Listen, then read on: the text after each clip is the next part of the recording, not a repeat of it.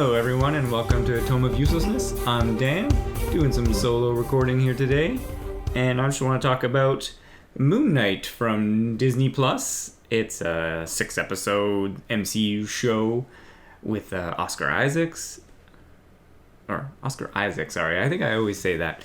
And like I said, streaming on Disney Plus. It was created by Jeremy Slater. He also acted as the head writer. Mohamed Diab was the leading of the directing team, and it filmed mostly in Budapest, Jordan, Slovenia, and Atlanta. Just a caveat of spoilers, because I'm sure I'll probably spoil some stuff accidentally.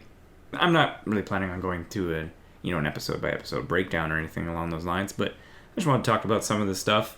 Just to let you know, I did enjoy it, and I'm a fan of Oscar Isaac. I like a lot of stuff, and so it was cool to see him doing multiple characters and just kind of really getting in there and able to kind of act, as well as there was some good action and some superhero stuff going on. What was weird to me is that the show's structure in like episode 4, 5, 6 I think it is 4, 5 and a little bit of 6. Anyway, it kind of like narrows down into a smaller, more intimate kind of setting and story, and I was really enjoying that a lot, and I liked it.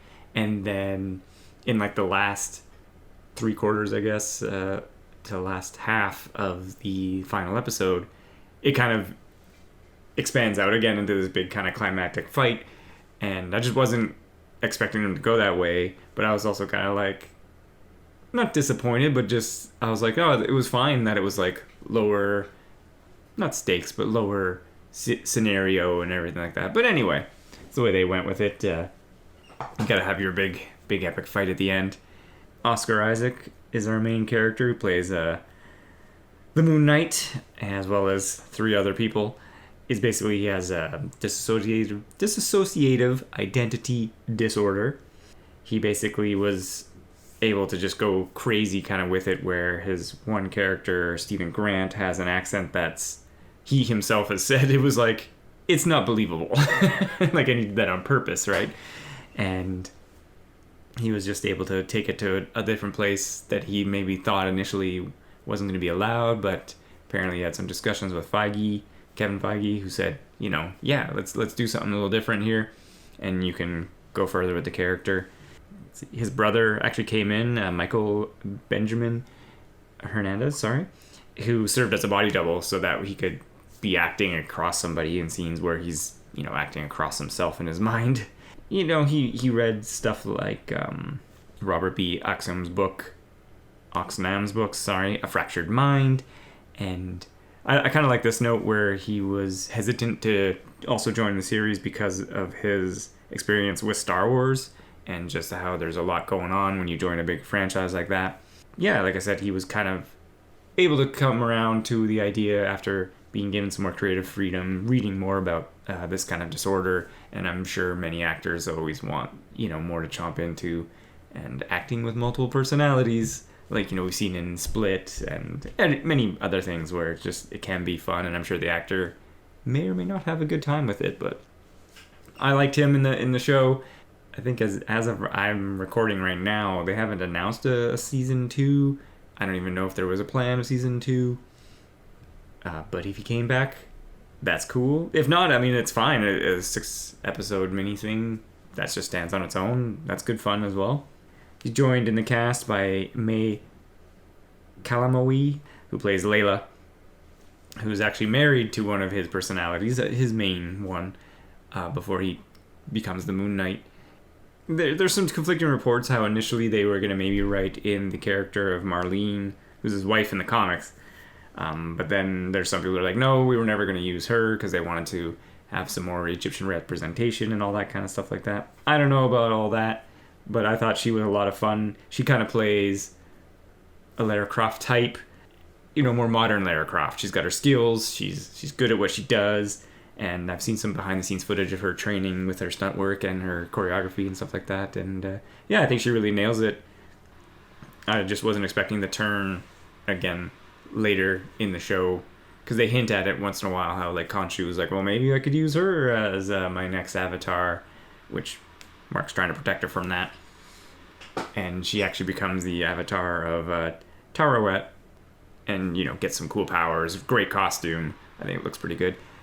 And again, I think I was reading that initially she was going to maybe become the avatar of Osiris because the costume, Tarawet's a hippo god, but the costume has, like birth fertility, like oath stuff and everything, but it's like it's got bird feathers. They were like, we can't change that at the end there, but like I said, I enjoyed her in the show. To play Khonshu, it's two people. You got Kareem El Hakim, who's the on-set actor, and F. Murray Abraham provides the voice. To round it out, you got Ethan Hawke, who's Arthur Harrow, who plays our main antagonist, and he's a religious zealot, and he's a former avatar of Khonshu, and it basically is changed over to Ammit, and he's looking to exact justice on everybody. But the version of justice Ammit's gonna do is pre-crime style, where it's if you're gonna cause some kind of crime or issue in the world, you're gonna die. And so, that's why we gotta stop that. That's a little extreme. And Ethan Hawke's performance, he was inspired by so many different people, cult leaders and presidents, the Dalai Lama, Steve Jobs types, and all that kind of stuff like that. And Carl Jung, when like I said, when it changes and it's kind of suddenly in a mental institution, he's playing the therapist there, and it's really good. I thought Ethan Hawke's performance throughout the entire show was really good, because he has that kind of quiet where he's oh yeah, on the outside everything's all about I'm gonna remake the world and be justice, but it's there's some petty revenge in there too, and when things aren't going his way, you can see the frustration. So yeah, I enjoyed him a lot in the show, and it was just kind of unexpected that he was in it for me, because again, I usually try not to look these things up. I think the only thing I knew going in was Oscar Isaac was in it, and it was about Moon Knight, and I think I had heard Ethan Hawke was in it, but that was all I kind of knew. So yeah, I enjoyed that. Like I said, I don't think I'll go episode through episode here, but it was just kind of neat how it started, and they've kind of learned their lesson, I think, where it's we don't have to sit there and watch 2 hours of his origin. It's seeded throughout the show as we go, but he wakes up, he's got his life, and then it's just oh, there's some hints of some weirdness, and then when it finally flashes to he goes to bed one evening, wakes up in the Alps suddenly, and it's just he's in a situation, you're just what is even happening here? So it kind of really kicks it off in a cool way. And that was one thing I did enjoy as well, was when he's either talking to himself or when perspectives change. They just do simple camera trickery to be to shift your perspective, so that you're suddenly he's looking at it from a different character as well. Just subtle tricks like that, right? Where you can tell suddenly who's talking and why, or who's being seen and stuff like that. Yeah, and then the Moon Knight suit reveal, I wasn't sure. I assumed they were gonna do it, but I wasn't sure if it was gonna be even in the first episode. But yeah, you get that reveal at the end where he's in a situation and then he transforms into the Moon Knight. And I thought they did we had the technology, of course, so the suit looks great. At least to me, it does. Mummy wrappings and armor and everything like that. So I thought it looked really good. They're figuring out the plot. Ethan Hawke's trying to get to the tomb of Ammit to release them. They're trying to beat him there to stop that kind of a thing. And then eventually when Mark gets shot, and then they kind of wake up in this mental institution, I kind of assumed something. I was oh yeah, it's either an afterlife, or he fell in some water, and it's it's his mind, a mind palace kind of situation or something like that. There's so many different options, but it turned out it was Egyptian afterlife.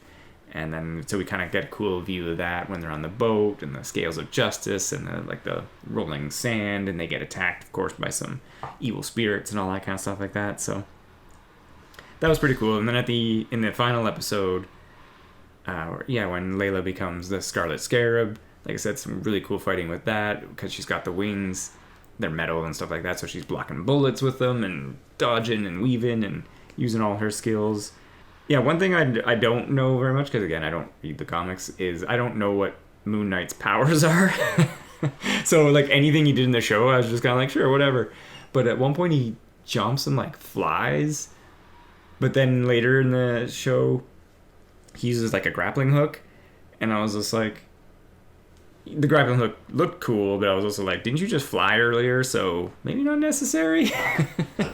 But anyway, I mean, that's like a minor thing, of course, to quibble about. The 6 episodes go by pretty quick, and I thought they did a pretty good job there. I just wanted to talk a bit about, again, some behind-the-scenes stuff that I thought was kind of interesting, is that they were originally going to maybe introduce a Moon Knight into Blade, the series, but it was canceled. And then there was, you know, a spin-off in the mix talked about, and they teamed up with a company called No Equal Entertainment to maybe produce a series, but that didn't really go anywhere. They hired another writer, John Cooksey. He was going to maybe do something in 2008, but it didn't go anywhere. Apparently James Gunn kind of had an idea, but he didn't really have a real pitch or anything like that, so it was just kind of like a, hey, maybe a Moon Knight, I think, kind of situation, but no one really had anything going, I think, until just recently when they decided to do the series. Talking a bit about the suit earlier, Megan Kasperlik served as the costume designer and worked with the set designer as well, Stefania Seller, to make sure that there was like the same kind of symbology on all the suits so that they would be consistent there.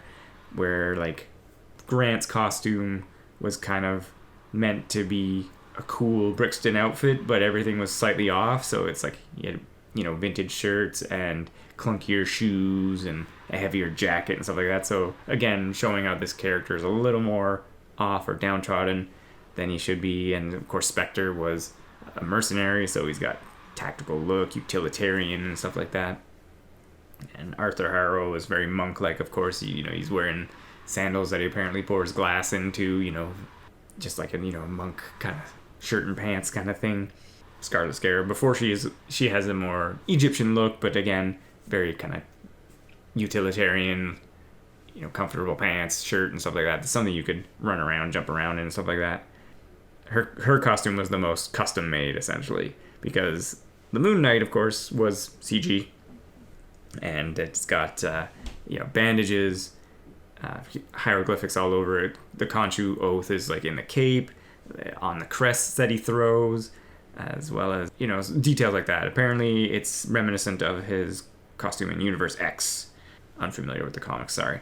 Yeah, I liked how it kind of conjured around him out of like nowhere, you know, just to differentiate it again from the nanotech that they've been using in more recent MCU films.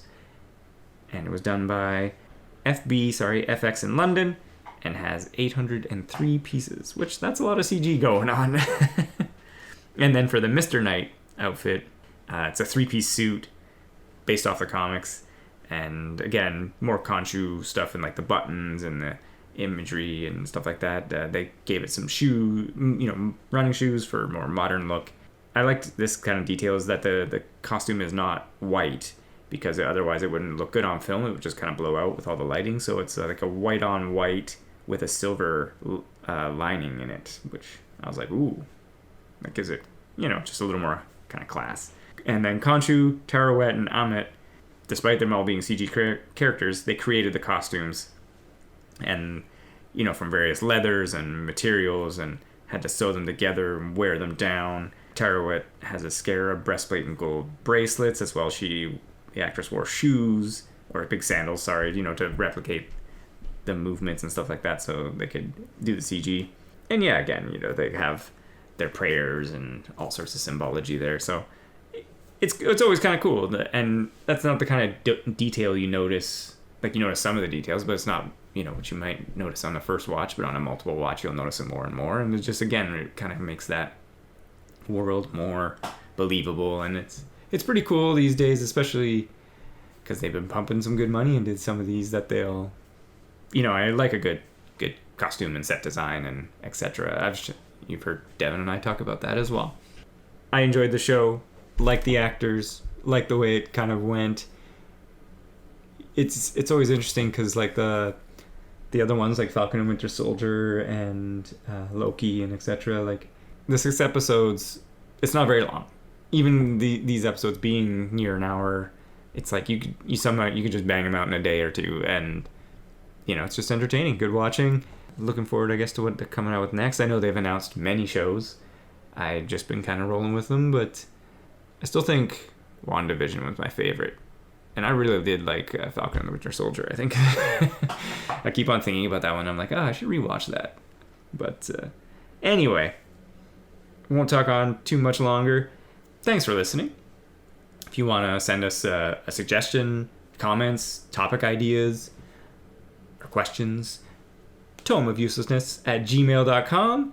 Our Instagram, Tome of Uselessness as well. Website, you guessed it, tomeofuselessness.com. And yeah, you can find more episodes, myself doing some recording, but mostly, of course, Devin and I talking about various topics. Stay safe. Thanks for listening.